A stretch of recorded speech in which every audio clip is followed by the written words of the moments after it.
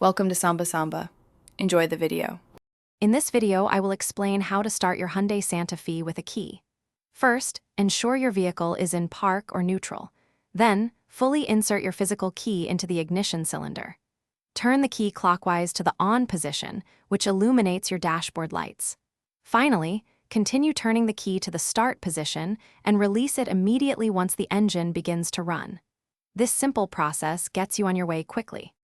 If your key won't turn in the ignition, don't force it. The steering wheel might be locked, a common safety feature. Gently jiggle the steering wheel left and right while simultaneously trying to turn the key. Also, confirm your gear selector is fully engaged in park or neutral. Sometimes, a worn key can be the culprit, so try your spare key if you have one available. When your engine cranks but doesn't start, several factors could be at play. First, confirm you have enough fuel. A low tank can prevent ignition. Listen for a brief humming sound from the rear of the vehicle when you turn the key to on, indicating the fuel pump is priming. Also, inspect your battery terminals for any corrosion or loose connections, as a weak electrical supply can hinder starting. If your Santa Fe still won't start, the immobilizer system might be preventing it. Ensure you are using the correct, programmed key for your vehicle.